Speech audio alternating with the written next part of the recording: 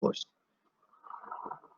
Yes, so if you look at the story on your screen, for example, Hertz, you must be familiar with this company, Hertz, with this logo. It's a very famous international business, car rentals. If you travel, you would see that in any airport you go, you are going to see their signs, car rentals. So look at this one. This is just published like 17 hours ago on Business Insider. Hertz files for, and as the coronavirus pandemic crushes the car rental industry. Yeah, so it's not rocket science. We all understand why that would happen. But this was a pretty big company, but still, if you look at the details, you can scan through them in your own time. For example, Hertz has around 19 billion in debt, including 4.3 billion in corporate bonds and loans, etc. Yeah? And look at this one. They laid off 10,000 workers last month. 10,000 workers. They have global reach. So of course, because of this pandemic and so on, their business would be impacted. Uh, and this is just one of the stories. You can find as many as you like, because this is just recent development. So I thought I should show it to you. So a lot of businesses are going through this type of situation. Same way we have looked at in our discussions that there are many businesses which uh, which are doing well also, because they switch their general type of work, and they switch to other things. For example, the things which are needed. A couple of examples are in Jamaica also, where companies started making hand sanitizers and stuff like that. You guys were giving those examples in some of the discussions, masks and so on. Big companies with big production plants where they were making, for example, cars. They were manufacturing cars. You can look up, run a Google search. You will find that they are making ventilators and stuff like that. Quite a few things, quite a few opportunities, and quite a few drawbacks. But essentially, what I want to ask you, and please help me understand this, that as we are closing this fascinating course, production and operations management, business operations, no matter what you want to call it, we have gone through quite a few things up and down in our semester. You guys have seen many disruptions at work, in school, how you operate in your daily life. You have seen that. You have seen operations in your surroundings, how they have been impacted. But what I really want to ask you, and please help me with that as we are closing this course, what are you taking away from whatever we have seen throughout the semester? What are your impressions? What are the takeaway lessons, if any, from our various discussions?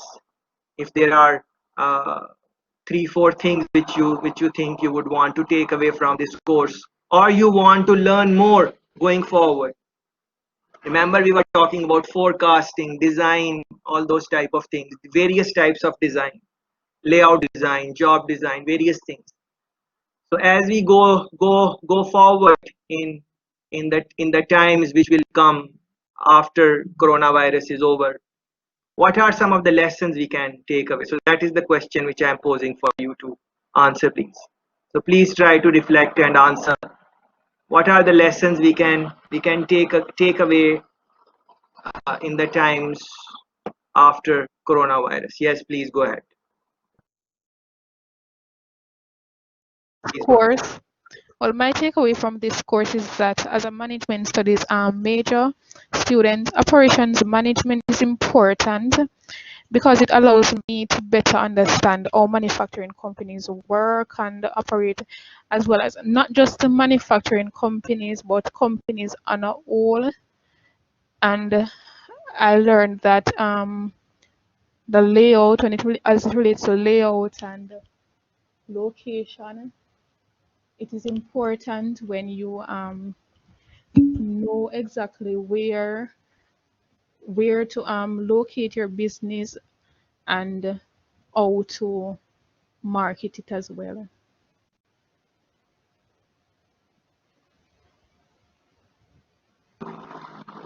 Thank you very much, Anisa. Good points. Like, for example, in one of the discussion, one of our friends mentioned that when you are deciding for location, you should think about like scale and scope. Like, if you would want to increase your capacity or whatever, uh, do would you have enough like surrounding areas where you can expand your location? Some people do that because some people like even home. Some people would buy a bigger land, but when they are constructing it, they will just construct one or two rooms or something like that, and over a period of time they will keep on constructing, and by the time they are older they would have a bigger property, and then they would rent and they do different things. You must have seen Yes. that. I've seen that couple of times. Yes, Anisa, you are saying Okay. something. Please go ahead. No, sir, that's it. Okay, thank you for your contribution. Good points you have made. So anyone else, please help us understand. Please come on mic and say something. What are we taking away from this course post pandemic? What are some of the things we should keep in mind as an operation manager? What do you think as an operation manager? What are some of the skills which are very important in the future? For example, one friend is talking about technology. Rosemary is saying embrace technology because it could be the thing that saves you. Technology saves you in terms of many things. Save your time, save your energy. You can spend time in different ways. Um, so technology, yes, but let's go back. So Reveli said, as a backup, yes, that is interesting. Some type of online system for various activities as a backup. At least have some, because technology is very important. So it is good to have that type of training for people. So if they have to go online, they can very easily, because in tough times we have seen that it can be a little bit challenging to do all the training and all those type of things. Uh, but also I would say that you hiring is very, I think hiring the people you hire, their purpose, their motivation for the job, their interest in the job, all those things I think matter a lot in difficult times. uh, because when the days are sunny and things are fine, things will flow anyways. But it is rough times when you really understand that people who are motivated, I think they really make a difference, because they are interested in the job, they want to improve their own skills, so maybe they will do many trainings in their own time also, because they are interested. So I think that is important. Rosemary is saying, be aware of what is going on in the world. It should be a priority. Very, very good to include the word priority, because I would always say that be aware of what is going on in the world, but I would never say make it a priority. But going forward, I am going to use that word, because yes, it should be a priority. Very important what is happening in the what competition is doing. All those type of things are very important to know those things. Okay, Chingson is making a very interesting comment. Have another skill also if your regular office job has to close. I think this is gold. So now I think nowadays is a good time to reflect on this, that what other skills we can have, or we can start honing, which skills. So even if we lose our job, or something happens in the job, we have some skills which can keep us employable. That is very important. Skills, which skills. So again, that is linked with the other comment which some friend made. Rosemary spoke about technology. Yeah, very good. Anyone can come on mic and say a couple of things. Yes, Kamala, please go ahead. Yes, sir. So definitely pre-COVID, how businesses operate, and post-COVID, I'm sure it will be different. I can see where quite a few companies cannot or will not be able to afford to go back to how they used to do business. And not just companies, but even consumers. Consumers in terms of if we're using government services, we have to now look at a whole different new normal for us in terms of how we operate and how businesses around us operate. So last week I had a discussion with one of my colleagues in Trinidad, and they were telling me about how the government of Trinidad is now looking into doing an electronic KYC, which is Know Your Customer system. So normally, in order for you to go into to have a bank account, you'll have to go into the branch, you'll have to carry a whole lot of paper documents, show them whether it's the proof of address, your employee, your job letter. Now they are thinking of having an electronic KYC system where different government systems will be able to interface with each other so that whichever financial institution you go into, they will be able to just bring up the information on you. So it's going to minimize the verification time. And in most cases, you won't even have to walk into the branch. You can provide your ID over the internet. So it's just so many things based on what has happened as a result of COVID that business operations, not just private entities, but public entities, government entities as well, they are seeing that they need to change how they operate.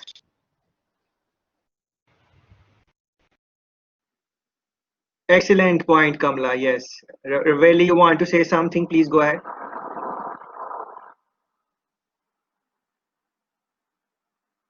Okay, yes. So Kamla made excellent points. She's saying that many companies which have gone online, if they are seeing the benefit, maybe companies would want to continue online. Even customer, she's saying that even customer, if they like the online environment. Re the persons being able to open accounts from home. I was thinking, doesn't that open the door to more fraudulent activities? Because really, and truly, when persons come into branch and those documents that are required, given by those documents are given, like that's a standard at BOJ. It says every branch, once you're opening an account, those are documents that you should bring as according to BOJ, because it helps to minimize the risk of fraudulent activities in banks. So now with persons only being able, because I heard that there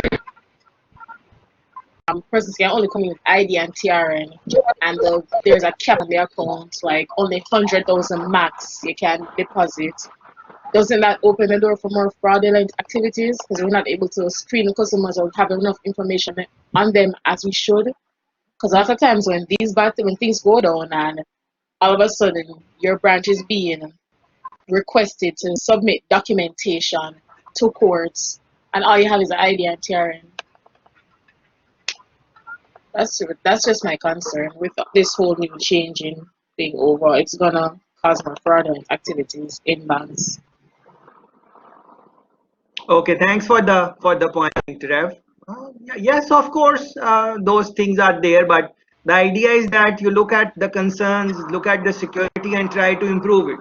Because we cannot run away that the future is going to be digitized and people are going to do banking the way Kamla has explained. That is the future of banking going forward. Not even future. In current times, this is how what is many countries. This is how it is happening. As Kamla gave example of Trinidad, what they want to do with the customer and so on. So that is very interesting example. But yes, what Rev is saying is absolutely correct. Fraud, security issue, they are big concerns. um, as a matter of fact, it is very difficult to make an account for a common person in Jamaica. You have to, like, there's so much paperwork and so many things. So many people don't even have a bank account in Jamaica, based on the little knowledge I have. But you guys like Kamla, who are in banking, you would have better knowledge on that. But that is how it is. But in the future, yes, as Kamla is explaining, more digitization, online type of thing, it would make easier for the banks also, paperwork and those type of things. It would, just like it can increase the opportunity of fraud, it and also decrease the opportunity of fraud online because of the security measures which banks can take. So both ways, but what Ravi is saying is correct. It is just that banks need to be more careful. Operations need to be made more secure because that is the way forward. Another point which Kamala made was very interesting, that she said not just the operations manager, not just the business, the consumer also, because this shift to online digitization in various activities in the areas where customer enjoyed, or they were okay, even if they did not enjoy, even if they said that okay, this online gave them a decent enough bargain, they might want to continue online. You can think about this example of your schooling. Maybe many of you would never had gotten a chance to really do online type of interaction or classes. So this was your first semester maybe. So earlier maybe, now you know in a little better way. You have like experience, like in which sense it is better, in which sense it is not better. You can also think about, like, what skills can might be required for the lecturer, although you are taking the course, but you can think that what skills are required for the lecturer. And then when you are deciding if you should go online for your masters, let's say in a foreign university, you can look up for those skills, like the people who would be teaching, do they have those skills or not. You can check their videos and stuff like that, and if you are okay, you can do a comparison, that okay, if you do face to face, what options you have, which universities you have seen the type of lecturers which you had in your undergrad. In your masters also, if you do the masters here at UV, you are going to get more or less the same type of lecturers. If you like the lecturers in undergrad, you are going to like them in your masters also. If you did not like them in your undergrad, you're not going to like them in mass. It is not that something substantial is going to change. More or less it is going to be same. So you can think about that. So online, what are the positives, what are the negatives, you can think about that. And as a customer, you might want to switch to online. For example, you can think, oh, I have to go, I have to travel to school and then go back. Now I can just do it at home. And you can do multiple things, like right now you can be listening to what I'm saying and you might be doing something else. And if I'm saying something which is not of interest you might not pay so much attention to what I am saying or what colleagues are saying, and you can continue doing something else. And then there is recording of the session also. So if right now is not a good time for you, you might have to do something, you can catch the recording later.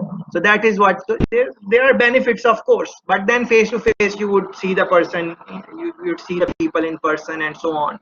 Just like in banking, as Rev is saying, in person, if you go, you can do more checks and stuff like that maybe. But fraud happens in person also. Fraud has been happening in banking sector since forever. You can think about that. Very good point. Yes, someone else want to say say something, please go ahead. So the question is that, what are you taking away from this course? What is the future of operations managers?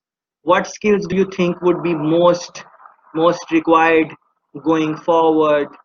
uh, Rosemary mentioned a skill that, expect for unexpected. So I asked you how. Seeing as everything is being digitized, I understand that we spoke about this in the past where operations manager is not necessarily just looking at the processes that go on in a factory or etc. It's about managing people, managing relationships. But if it is that we're moving to a direction where everybody's working from home, what's the sense of having an operations manager?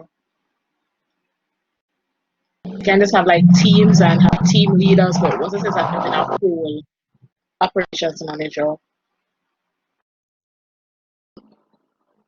Okay, interesting new thought. I never thought like that. Anyone would want to comment on this? Like Rav is saying, well, if this is how it is, why to have operations manager? Just have teams and people are managing teams, and yes, you can have a team leader, and then so what is the utility of operations manager going forward if we are going to work online in small teams? And maybe small teams can be managed in a better way also, so you can have a group leader, team leader, something like that. What do you guys think about that? It's a new concept.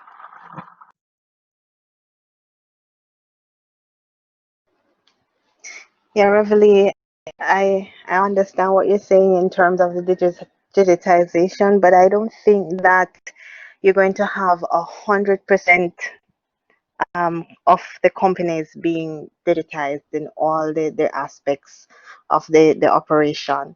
You're still going to have whether it's a team or one person, you have to put it all together.